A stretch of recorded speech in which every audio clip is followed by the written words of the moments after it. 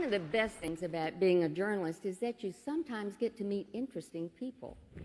And I have been truly fortunate in my newspaper career to interview fascinating figures such as Margaret Thatcher, Fidel Castro, and even Julia Child. But by far the most impressive person, the most unforgettable person that I have ever met is someone whose story you might not know. Her name is Aung San Suu Kyi. She won the Nobel Peace Prize in 1991. And I'd like to share with you this morning why her example is so important today. Aung San Suu Kyi won the Peace Prize for her brave efforts to bring democracy to the country of Burma, which was renamed Myanmar by the military generals who have ruled the country with an iron fist since the 1960s and reduced it to ruin while they became rich. In 1990, the military briefly allowed elections, and the generals were caught by surprise when Aung San Suu Kyi's pro-democracy party won more than 80% of the seats.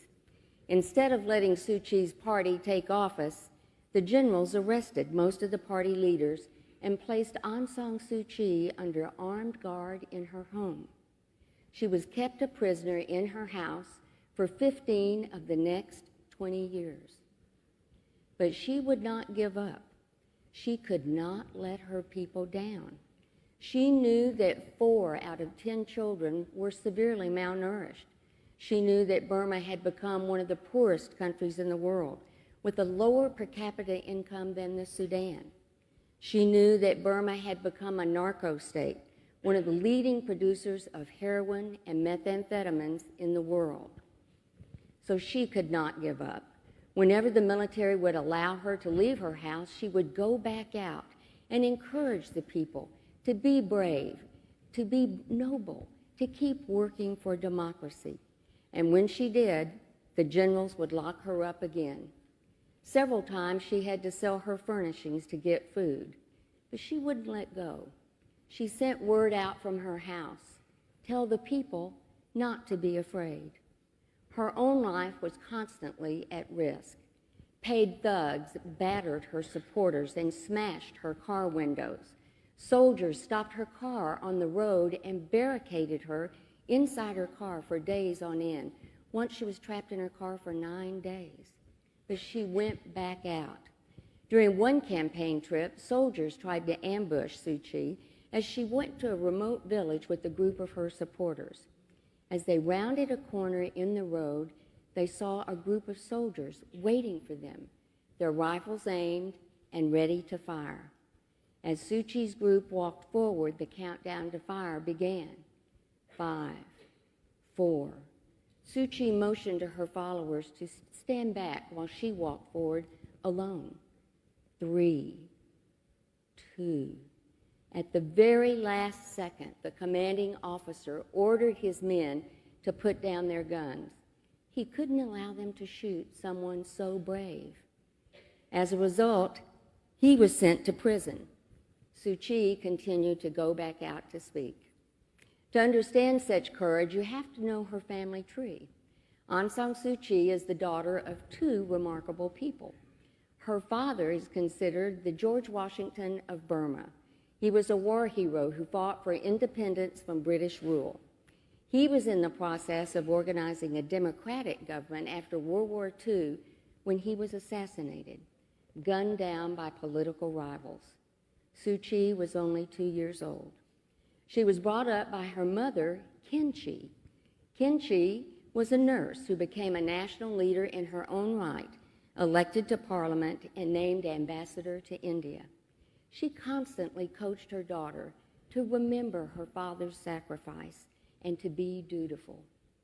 Suu Kyi was a good student and went to England to study at Oxford University, where she met and married a tall, sandy-haired British student named Michael Eras.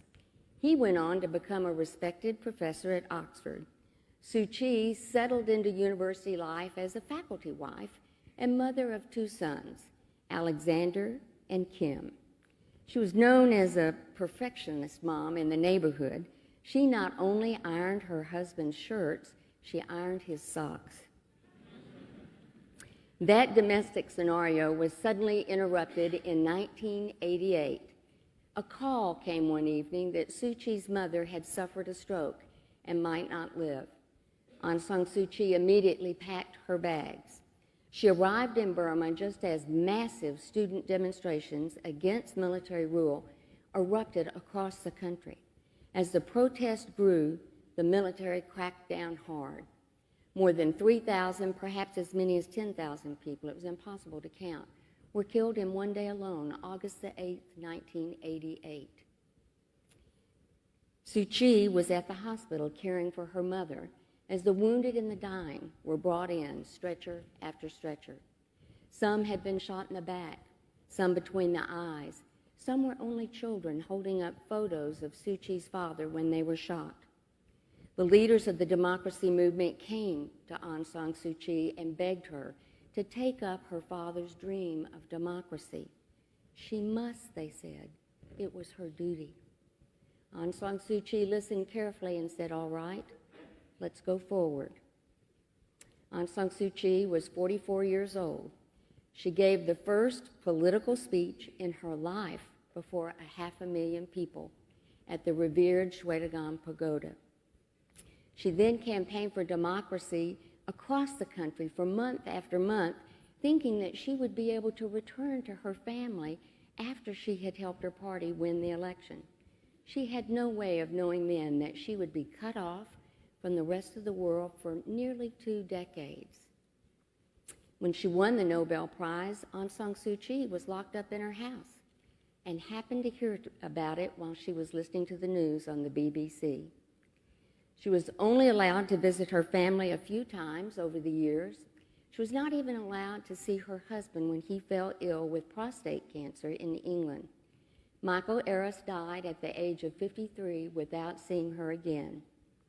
Aung San Suu Kyi mourned alone, but she would not give up. She would not let go.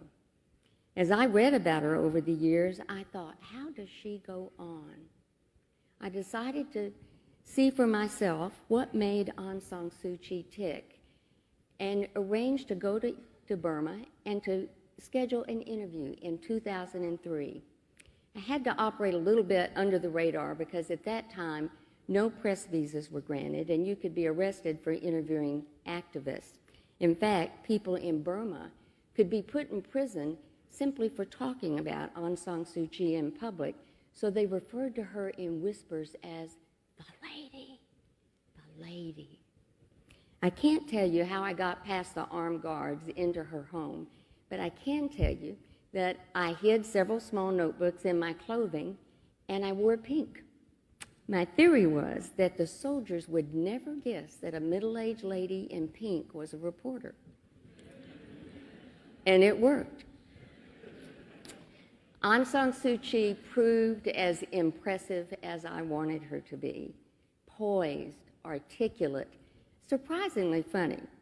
I had honed my questions to 20 and structured them with the most important questions first because I had heard that her house was bugged and we could be interrupted at any time.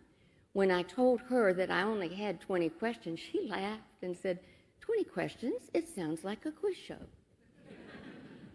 One of those questions was about an incident that had happened just a few weeks before when the generals tried to disrupt one of her speeches by bringing in fire trucks that sprayed the crowd with fire hoses. I asked her if she'd been scared. Scared, she said. If that's their goal, they haven't succeeded. Her message was unflinching. She called for an end to the violence and the beginning of peace talks. She called for the release of all political prisoners and the return of free elections. But more than anything, she said, after so many years of military repression and violence, her country needed to remember its ancient Buddhist spiritual values: nonviolence, forgiveness, compassion for the poor, and right living. By the time I left, I understood why, for so many, Aung San Suu Kyi is considered the Gandhi of their time. Just a few weeks after I met with her, Aung San Suu Kyi risked going back out again. Everywhere she went across the country, she drew crowds by the thousands and thousands and thousands. The generals grew alarmed at the support that she was attracting and tried to kill her again. This time, they sent convoys of assailants to attack her group on the road. More than 200 of Suu Kyi's party members were beaten to death with iron rods and bamboo sticks. Many of them died as they linked arms around her car to protect her. Aung San Suu Kyi was injured, captured, and placed under even more intense house arrest. As it turned out, I was the last person who was able to interview her. She was totally incommunicado. As conditions worsened in the country, monks took to the streets to protest. Again, the military showed no mercy. Many of the unarmed monks were beaten, killed, or imprisoned. The international community was rallied by people like Bishop Tutu, the Dalai Lama, the rock star Bono, and First Lady Laura Bush. They ratcheted up the pressure for Aung San Suu Kyi's release, and it helped. The good news is that in November 2010, the military government, worn down by international sanctions and pressure, released Aung San Suu Kyi. And she went right back out again, ran for parliament to fill a vacancy, and won in a landslide. She was finally able to lead the country to give her Nobel Prize acceptance speech and to see her sons and to meet the people who had worked so hard for her release over the years. Today, Burma is still dominated by the military, but they have released most of the political prisoners, allowed independent newspapers to operate, and have opened the economy. Today, when you visit Rangoon, instead of a soldier on every corner, there are businessmen in every hotel trying to make deals. Companies like GE, Ford, Coca-Cola, and MasterCard are all banking that Burma will be the new Gold Coast of Asia. Starbucks says they're on their way. But the bad news is that violence has not stopped against ethnic people, Christians, and Muslims. Corruption is rampant. Drug production has gone up. 75% of the people still lack electricity. The problem is that real change can't come to Burma so long as the military controls all the top posts and the majority of parliament. But in 2015, there will be full parliamentary elections, and that could be a hinge moment for Burma, an inflection point. All the seats in the presidency will be up for grabs. The question of the hour is, will the military allow changes to the Constitution, which they imposed, to allow for broader representation? For example, Aung San Suu Kyi has said she would like to serve as president, but until the Constitution is reformed, she can't run, and former generals can. Now, as much as ever before, the international community, the business community, all the people of the planet Earth need to keep up the pressure for true reform in Burma. A true transition from military rule would send a powerful message to people who are struggling for freedom around the world. For the U.S., it would provide strategic balance to China's position in the region. For all of us, it would be a demonstration of what the Nobel Committee called the power of good. You know, the truth is, there is enough misery in the world caused by human beings. We need more leaders like Aung San Suu Kyi in the spotlight to remind us of the ancient values of duty and honor, to mobilize the best in us. In 2015, Aung San Suu Kyi will be 70 years old. You know, when we talk about 70, we talk about retiring. But the lady is not retiring. She is going back out. Aung San Suu Kyi will not let go until her country sees better days, and neither should we. Thank you very much.